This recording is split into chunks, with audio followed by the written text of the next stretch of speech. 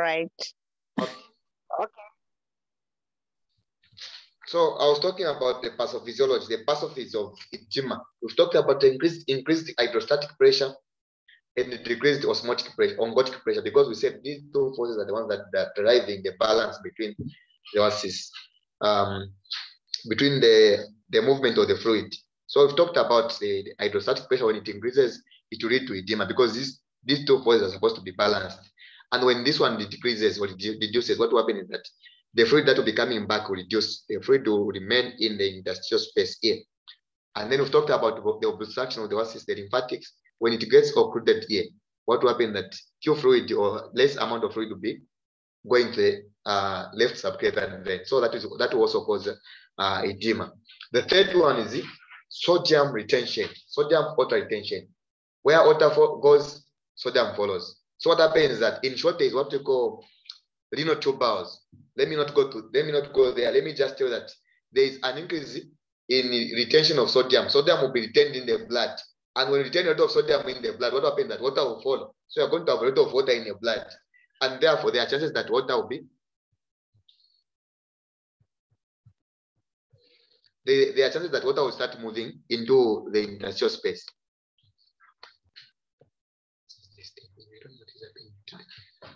So water will be water will start accumulating.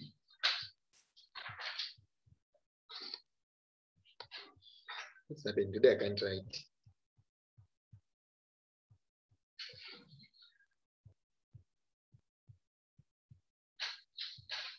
So we have sodium water retention or sodium retention. That is also a cause. 5, of course, what we call inflammation. Remember what we said about inflammation? We said that one of the things that it causes is increase in permeability. That's the first vascular response. So when there's an increase in permeability, vascular permeability, what is happening is that the blood vessel becomes very thin, in the way that the fluid that is inside there will start moving and then going into the interstitial space, causing edema. So there are 5 things that cause edema. Number 1, increased hydrostatic pressure. 2, reduced plasma oncotic pressure. 3, lymphatic obstruction. 4, sodium water retention or sodium retention. 5, inflammation. So those are the specific causes of inflammation. So we've talked about this reduced plasma channel. We've talked about them. We've talked about this sodium retention and inflammation, lymphatic obstruction.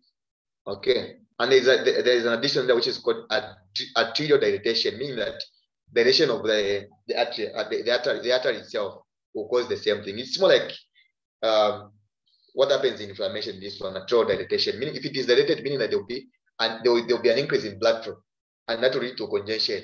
When there is an increase in blood flow, the tissue will have a lot of blood, and then the blood will start. The fluid will start accumulating in the interstitial space. Okay. So what does it mean when we say that there is what's this?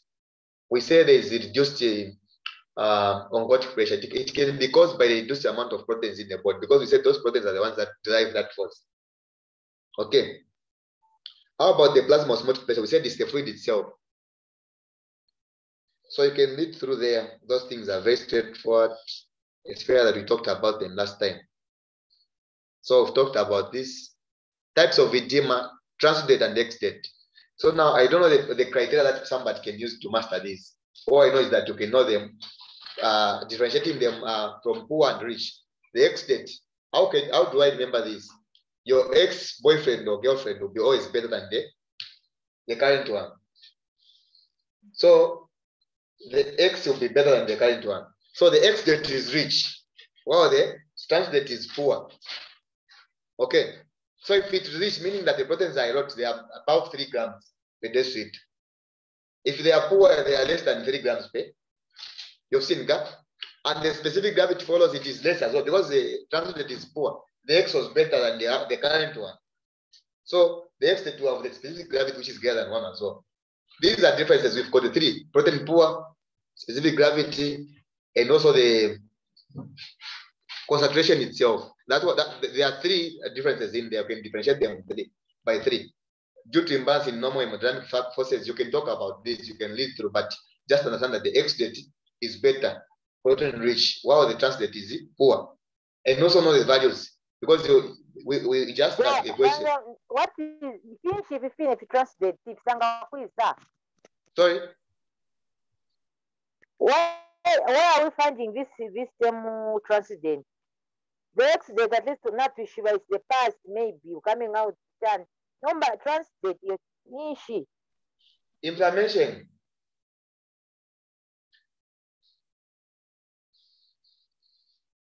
So now these are questions. Huh? So you define hyperemia and congestion. We've talked about them. Give examples of hyperemia and congestion. You know where these are happening, and we've talked about them. Give examples of transitive fluid accumulation and tell the differences between exudative and transudative. So if so we are saying there is transudate and exudate, and we've talked about their differences. The examples are these: congestive heart failure, liver and renal diseases, exudate, inflammatory, immunological pathology. They are there. So these ones I said there, I don't know the mechanism that you can use to master them. These are not the things that I can explain and you understand. These are the things that you can use your own criteria and understand them. For example, your exudate. Remember that your ex-boyfriend is better than your current one. So meaning that the exudate is rich, while the current one is poor. Okay, that's all. And then understand also the examples that are there. Since you have got the guides that are questions that you're having, so you have got questions, go through the questions and you come back to the notes. You're going to write good essays actually.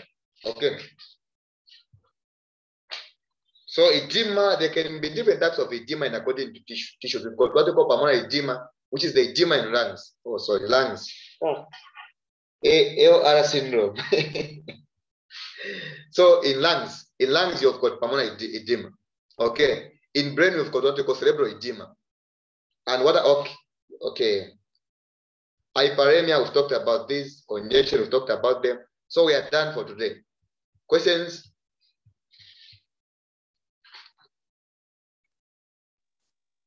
So bring more questions if the test has been postponed. It's been postponed to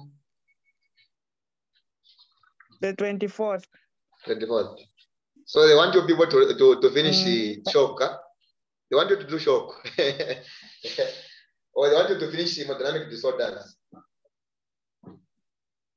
I don't know these people. Actually, that's a good news. Tomorrow we'll do physiology. And I think it might be online as well, because I'm having a class at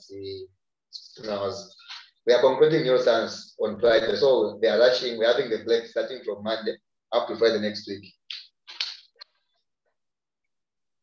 Okay. Yeah, so tomorrow we'll do physiology. The action potentials. Okay. Good night. All right. I'll send the videos. They are recorded. Madam Patricia, you have a question?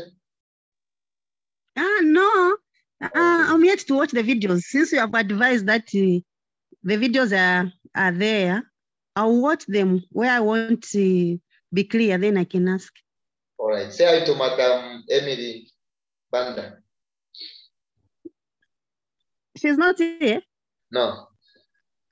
Okay. All right. Good night. So are you going out during the break? No, I'll be around. Okay, thank you. All right.